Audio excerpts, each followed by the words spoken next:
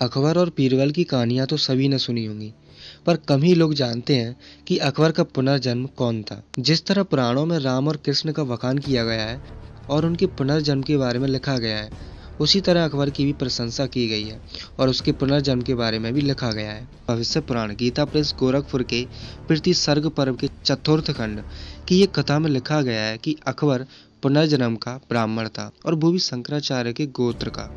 पर एक बात भूल के कारण वह इस जन्म में मलेच्छ बनकर पैदा हुआ, यानी कि मुसलमान। कथा अनुसार प्रयाग यानी इलाहाबाद में एक मुकुंद नामक ब्राह्मण अपने 20 शिष्यों के साथ तप करता था कि मलेच्छ बाबर ने भारत में आकर देवी देवताओं की मूर्तियां नष्ट कर दी। तो उसने दुखी होकर अपने सभी शिष्यों के साथ आत्मदाह किया और यही मुकुंद ब्राह्मण अगले जन्म में अकबर बनकर पैदा हुआ। एक तपस्वी ब्राह्मण मलेच्छ योनि में कैसे पैदा हुआ, इसके पीछे भी एक कथा है।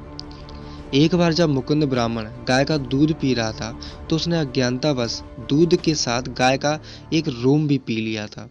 इसी दोष के कारण वो अगले जन्म में मुसलमान यानी कि मलेच्छ बनकर पैदा हुआ और इसी मुकुंद ब्राह्मण के 20 चेले अगले जन्म में बीरबल और तानसेन वगैरह बनकर उसकी सहायता के लिए जन्मे थे। अब इस कथा में ये भी बताया गया है कि मुकुंद ब्राह्मण का नाम इस जन्म में अकबर क्यों पड़ा। असल में जब अकबर का जन्म हुआ था तो हुमायूं की एक भविष्यवाणी हुई कि तुम्हारा पुत्र बड़ा प्रतापी और भाग्यशाली होगा। ये अकस्मात वर की प्राप्ति के साथ पैदा हुआ है, इसलिए इसका नाम अकबर होगा। खैर, ये तो संपूर्ण कथा थी, पर अब इस पौराणिक कथा के पीछे छुपे पाखंड और झूठ को समझते हैं। पहली बात तो ये कि अकबर के नामकरण की जो बात इस पुराण में लिखी है, तो शायद ढपोर संघ पंडों को पता ही नहीं है कि अकबर का असली नाम जलालुद्दीन था। अकबर तो अरबी भाषा का शब्द है जिसका अर्थ होता है महान। बादशाह अकबर उदार हृदय का था, इसलिए उसे अकबर कहा जाता था। दूसरी बात, उसमें लिखा है कि हुमायूं को आकाशवाणी हुई, तो विचार करो कि ये कितनी झूठी बात है।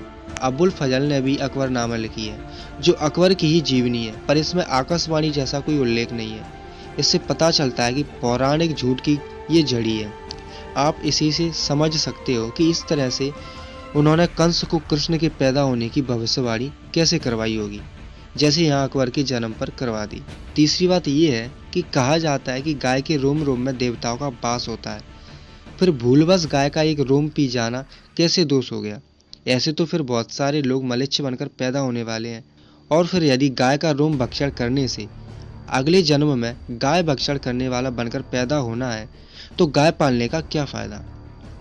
चौथी बात, जब मुकुंद ब्राह्मण ने बाबर के उपद्रव की वजह से आत्मदाह किया था, तो अगले जन्म में उसी ब्राह्मण के कुल में पैदा होना जरा अजीब सा लगता है। और यदि गाय के रोम भक्षण की वजह से मुकुंद ब्राह्मण मुस्लिम बना, तो उसके चेले किस अपराध की वजह से अगले जन्म में अब्दुल रहीम, खाने खाना, फैजी, मुल्ला दो प्याजा और अबुल फजल आदि बनकर पैदा हुए।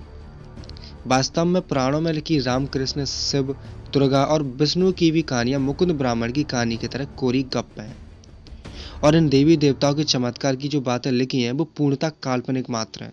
इन पाखंडियों ने बड़ी चतुराई से ऐसी ही गप्प कहानियां गढ़कर भोले वाले लोगों को बेवकूफ बनाया और उनका शारीरिक, मानसिक और आर्थिक शोषण किया। वैसे ये मुकुंद ब्राह्मण की कथा बाद में अकबर विरोधियों के लिए काफी परेशानी खड़ी करेगी। भारत में एक वर्ग ऐसा भी है जो अकबर को महान नहीं मानता और उसे क्रूर बताकर उसका विरोध करता है, लेकिन इस पुराण में अकबर की प्रशंसा की गई है। अब अकबर के समर्थन इस कथा का अचूक अस्त्र जैसा प्रयोग कर सकते हैं, क्योंकि मूर्खतावश इन पाखंडियों ने अकबर को ऐतिहासिक के साथ साथ पौराणिक पात्र भी बना दिया है।